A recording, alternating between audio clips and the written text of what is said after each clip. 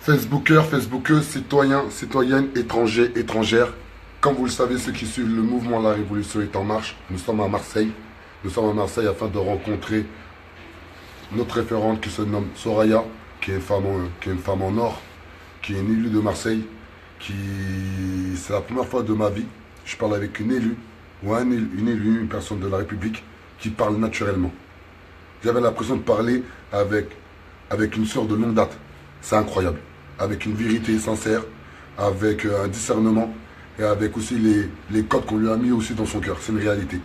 Lorsqu'on a baigné longtemps dans la politique, parfois on a des tics de parole qui font que tu dis « Ah, c'est ça qu'il faut essayer de balayer en nous ». Car ils nous ont colonisé dans nos cerveaux. C'est politique.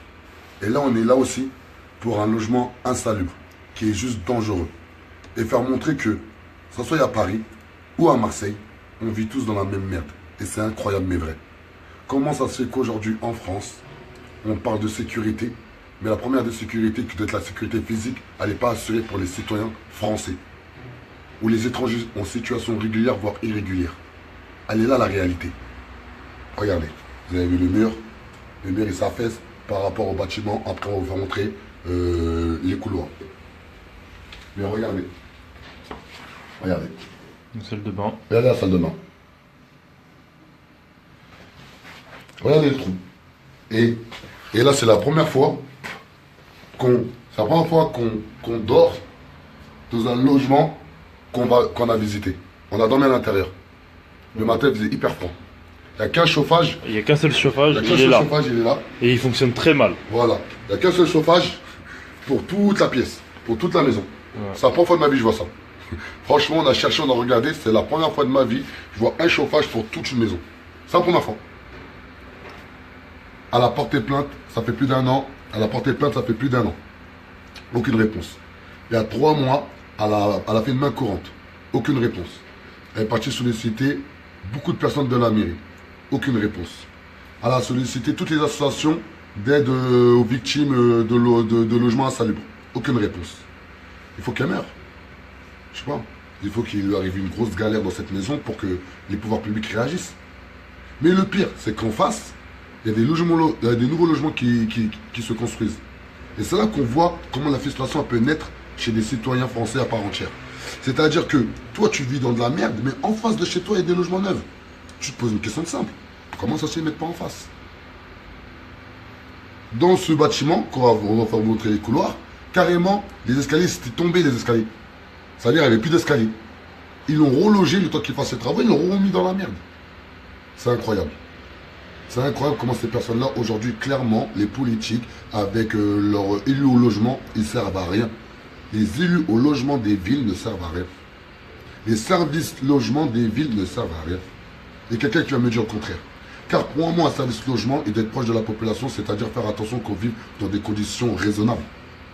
Canalisations qui ne sont pas bouchées. Pas un fessé de cafard, ni de rats. Les parties communes doivent être entretenues. Les parties extérieures doivent être entretenues. Je sais, on va me dire, ouais, mais le bailleur. Mais à un moment donné, le bailleur n'a pas une pression de la municipalité, c'est juste impossible. Mais vu que c'est le triangle des Bermudes, entre les bailleurs, les mairies et la préfecture, eh bien tout le monde couvre tout le monde. Et ils se gavent sur la population. Ils font de l'argent sur de la misère humaine. Ils se respectent même pas eux-mêmes. Mais à un moment donné, on en a marre de les fustiger ces gens-là. Il faut que nous, on se responsabilise. Il faut que nous, on apprend à aimer son voisin. Et c'est de ça qu'on parle. Là, on va y aller. On va vous faire montrer le couloir. Là, on va en direction de Nice. On va arriver là-bas. On va vous faire découvrir pourquoi on va à Nice. On va vous faire découvrir un bout de femme juste extraordinaire qui s'appelle Sylvie, qui a un cœur en or et qui est la référente à Nice. Faire montrer que le mouvement La Révolution est en marche. C'est un mouvement à l'échelle nationale et personne, je dis bien personne ne pourra l'arrêter. On va voir le couloir. Prends le sac, prends le sac. Ah, je prends le sac. Là, on montre le couloir. La bouteille.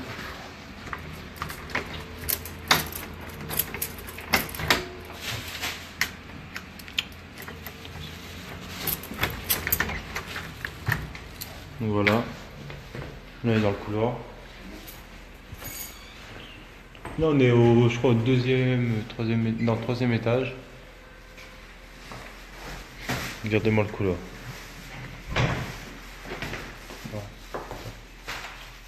Voilà, regardez le couloir.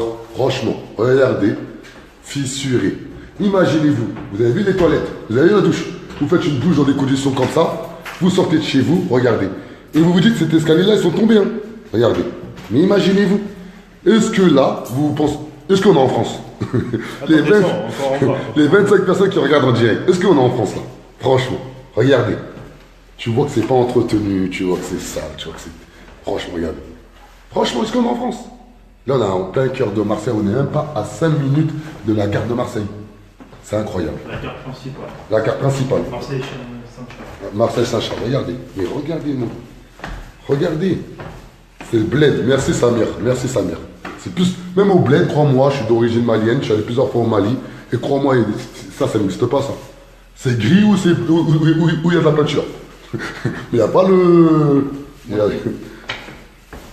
Tu glisses, t'es mort. Bien sûr que tu glisses, t'es mort. Tu vois pas comment on descend doucement. Voilà, regardez les gens quand ils sortent avec leurs enfants, avec leurs parents. Et demain, si tu es en situation de handicap, tu fais comment? Tu es en situation de handicap, comment tu fais dans des escaliers comme ça? Tu es en situation de handicap. Parce qu'on ne pense jamais aux personnes en situation de handicap. C'est très grave en France. Regardez, et vous voyez, une petite porte en fait. C'est-à-dire que chacun fait sa vie ici.